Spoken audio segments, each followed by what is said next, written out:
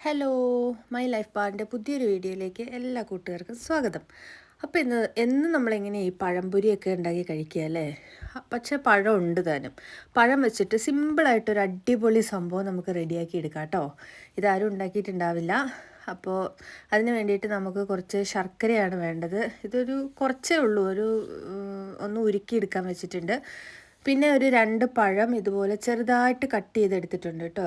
ചെറുതായിട്ട് കട്ട് ചെയ്തെടുത്തിട്ടുണ്ട്. പിന്നെ നമുക്ക് ആവശ്യമായിട്ടുള്ളത് കുറച്ച് തേങ്ങാക്കൊത്താണ്. ഈ തേങ്ങാക്കൊത്ത് നമുക്കൊന്ന് വറുത്തെടുക്കണം. നമ്മൾ നെയ്യിലോ അല്ലെങ്കിൽ ബട്ടറിലോ ഒന്ന് വറുത്തെടുക്കണം.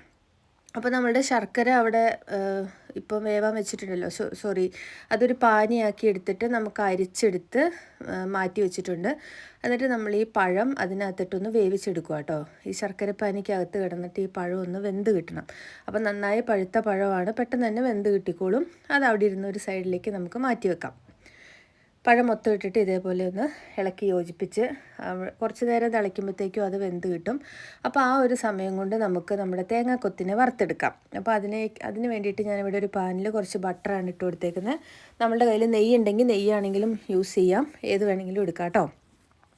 പിന്നെ ഇതിലോട്ട് നമുക്ക് കാഷ്യൂനട്ടോ മറ്റേ മുന്തിരിങ്ങയോ എന്ത് വേണമെങ്കിലും, നമുക്ക് എന്തൊക്കെ ഡ്രൈ ഫ്രൂട്ട്സ് ചേർക്കാൻ ഇഷ്ടമുള്ളവരാണെന്നുണ്ടെങ്കിൽ ഈ സമയത്ത് നമുക്ക് അതും വറുത്ത് മാറ്റി വെക്കാം. അപ്പോൾ ഇതിനകത്ത് ഇന്നതേ ചേർക്കാവുള്ളൂ, ഇന്നത് ചേർക്കാൻ പാടില്ല, അങ്ങനെയൊന്നുമില്ല. ഏത് ഡ്രൈ ഫ്രൂട്ട്സ് ഉണ്ടെങ്കിലും നമുക്ക് ചേർത്ത് കൊടുക്കാം.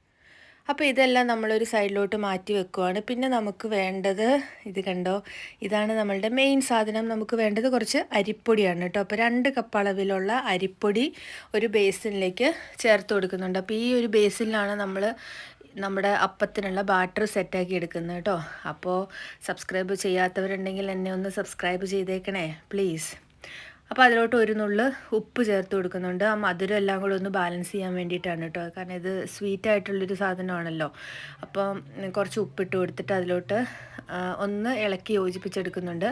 നമ്മൾ വേറെ ഒന്നും തന്നെ ഇതിൽ ചേർക്കുന്നില്ല, ബേക്കിംഗ് സോഡയോ അങ്ങനത്തെ ഒരു സംഭവങ്ങളും ചേർക്കുന്നില്ല. ചുമ്മാ നമ്മൾ ഇതിനെ ആവിയിൽ വേവിച്ചെടുക്കാൻ പോവാണ്.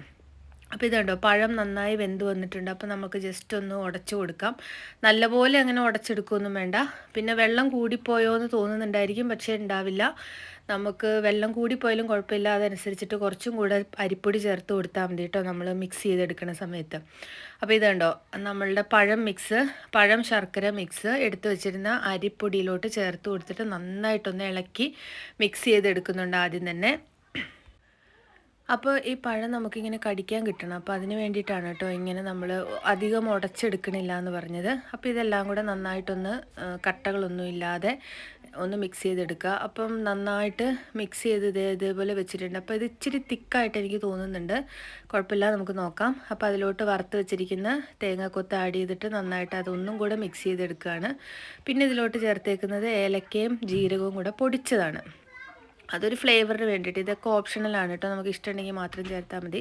അപ്പോൾ എനിക്കിത് ഇച്ചിരി ലൂസായിട്ട് തോന്നിയുകൊണ്ട് കുറച്ച് പാലൊഴിച്ചിട്ട് ടൈറ്റായിട്ട് തോന്നിയുകൊണ്ട് കുറച്ച് പാലൊഴിച്ചിട്ട് അതൊന്ന് മിക്സ് ചെയ്തെടുക്കുന്നുണ്ട് കേട്ടോ. പിന്നെ നമ്മൾ ഒരു കേക്ക് ടിന്നാണ് ഞാനിവിടെ സ്റ്റീം ചെയ്യാൻ വേണ്ടിയിട്ട് എടുത്തേക്കുന്നത്. നമ്മളുടെ കേക്ക് ടിന്ന് ഒന്ന് ഓയിലൊക്കെ തേച്ച് ഒന്ന് ബ്രഷ് ചെയ്ത് കൊടുക്കുന്നുണ്ട്. നമ്മളുടെ മാവൊക്കെ അതിൽ ഒട്ടിപ്പിടിക്കാതെ പെട്ടെന്ന് തന്നെ ഇളകി പോരാൻ വേണ്ടിയിട്ടാണ്. അപ്പോൾ ഓയിലിന് പകരം നമുക്ക് നെയ്യ് ചേർത്ത് കൊടുക്കാം. Completely up to you. ഇന്നത് ചെയ്യാവുള്ളൂ എന്നൊന്നുമില്ല. പിന്നെ നമ്മൾ സെറ്റാക്കി വെച്ചിരിക്കുന്ന നമ്മളുടെ ബാറ്റർ ഉണ്ടല്ലോ, പഴം അരിപ്പൊടി മിക്സ്, അത് ഇതിലോട്ട് ഇട്ട് കൊടുക്കുകയാണ്. അപ്പോൾ ഈ സമയത്ത് വേണമെന്നുണ്ടെങ്കിൽ നമുക്ക് മധുരമൊക്കെ ഒന്ന് ചെക്ക് ചെയ്ത് നോക്കാം. കുറവാണെങ്കിൽ അതനുസരിച്ചിട്ട് ചേർത്ത് കൊടുക്കാം. അപ്പോൾ ഇവിടെ എൻ്റെ എല്ലാം കറക്റ്റായിട്ട് എനിക്ക് തോന്നി. കുറച്ച് മധുരം മുന്നിട്ട് നിൽക്കണം, അപ്പോഴാണ് വെന്ത് വരുമ്പോൾ കറക്റ്റായിട്ട് വരുള്ളൂ. അപ്പോൾ ഇതൊന്ന് നമുക്ക് സ്റ്റീം കുക്ക് ചെയ്യാം. അതൊരു 10 തൊട്ട് 15 മിനിറ്റ് വരെ വെച്ചാൽ മതിയായിരിക്കും. അപ്പോഴത്തേക്ക് ഇത് നമ്മളുടെ പെർഫെക്റ്റ് അപ്പം ഇവിടെ റെഡി ആവുന്നുണ്ട്. ഇതിനെ ബനാന വട്ടയപ്പം എന്നോ എന്തെങ്കിലുമൊക്കെ നമുക്ക് ഇഷ്ടമുള്ള പേരുകളൊക്കെ ഇട്ടിട്ട് വിളിക്കാം. പക്ഷേ നല്ല ടേസ്റ്റാണ്, ഹെൽത്തിയാണ്. ഇതിൽ നമ്മൾ വേറെ ഒന്നും ചേർത്തിട്ടില്ല. അപ്പോൾ അതുകൊണ്ട് തന്നെ വേറെ എന്താ പറയുക, ആരോഗ്യത്തിന് പ്രശ്നമുള്ള കാര്യങ്ങളൊന്നുമില്ല. ശർക്കരയാണെങ്കിലും നമ്മൾ അരിച്ചിട്ടാണ് ചേർത്ത് കൊടുത്തേക്കുന്നത്. അപ്പം സൂപ്പർ റെസിപ്പിയാണ്. എല്ലാവരും ഒന്ന് ട്രൈ ചെയ്ത് നോക്കൂ കേട്ടോ.